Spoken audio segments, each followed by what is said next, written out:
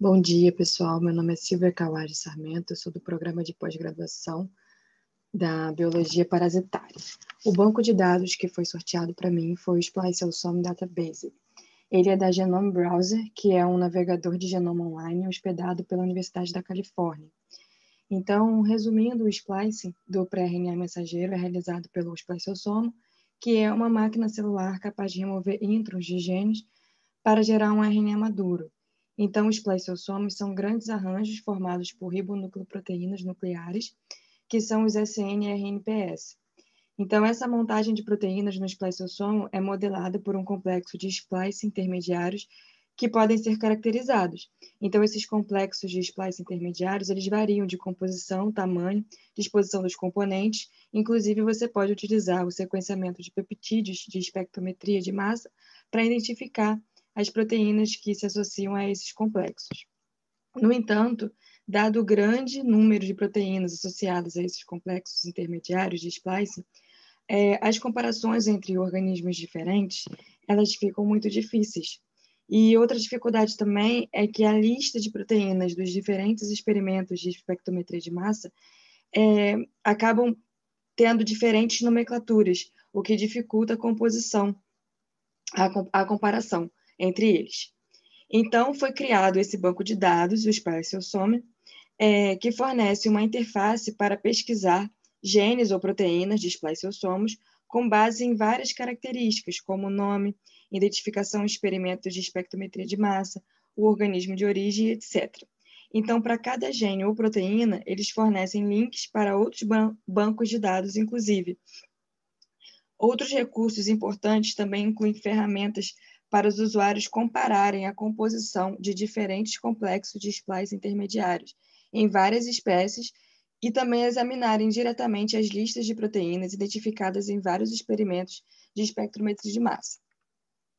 Então, esse banco de dados é um recurso para pesquisadores que buscam informações sobre componentes individuais de spliceossomos e que querem uma visão do processo de montagem dinâmica do complexo.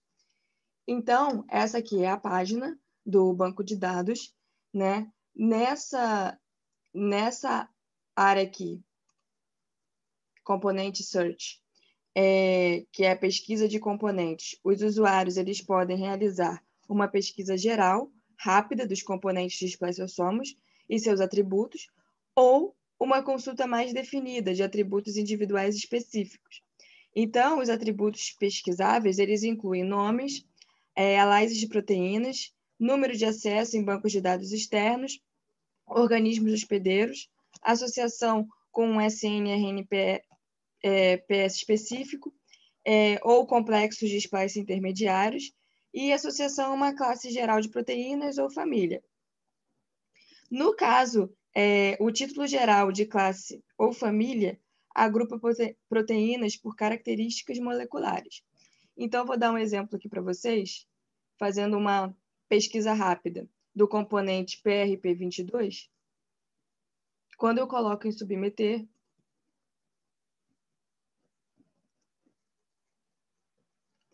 a pesquisa ela resulta em uma lista de genes que correspondem aos parâmetros solicitados, que foi ao PRP22. E se eu clico em cima, eu tenho várias informações mais detalhadas do gene, né, que eu pesquisei.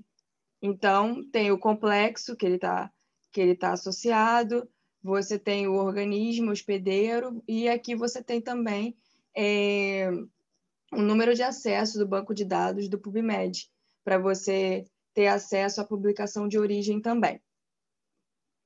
Então, à medida que você vai clicando aqui, você consegue explorar melhor, mais detalhadamente, né, as informações que aquele componente pode te oferecer. Outra ferramenta também que tem é os experimentos de especificação de massa, que é esse aqui, que o usuário ele pode encontrar experimentos específicos que são identificados por tipo de amostra, pelo primeiro autor da publicação, o ano da publicação e o organismo de origem. Então, isso vai gerar uma lista de experimentos que inclui o número de identificação do spliceossomo, aqui pelo banco de dados, a informação da amostra e também o link do PubMed da publicação original. Então, por exemplo, quando eu escolho o componente, o complexo C, por exemplo, e coloco em submeter, ele vai me dar essa lista, né, com o número de identificação aqui do banco de dados, os complexos que tem de acordo com os autores, né, com o primeiro autor de cada publicação, o ano da publicação, o laboratório associado e também o número de acesso do PubMed. Além também, eles mostram o organismo de origem também. Então, aí, quando você clica, por exemplo, nesse aqui, você consegue, ele vai te dar uma lista de genes que codificam a proteína identificada. Então, você tem lá o complexo C, e aí eles colocam os genes que estão associados a essa proteína. Outra coisa também que essa ferramenta faz é fazer a comparação de complexos, que é aqui. Que ela pode ser feita por meio de listas de componentes que tem uma curadoria para diferentes SNRNPS e complexos intermediários. Então, o usuário ele seleciona 2 ou mais complexos e os organismos hospedeiros. E o site, então, ele gera uma tabela onde as colunas elas representam os complexos selecionados e as proteínas presentes, né, agrupadas por sua classificação geral no banco de dados. Então, eu posso selecionar aqui, por exemplo, o complexo A, aqui o complexo B, e posso escolher o organismo que eu quero também. E a partir daí ele vai me dar essa lista para eu fazer a comparação entre esses complexos. Bom, é isso. Espero que vocês tenham aproveitado, assim, conseguido entender um pouquinho mais sobre como funciona esse banco de dados.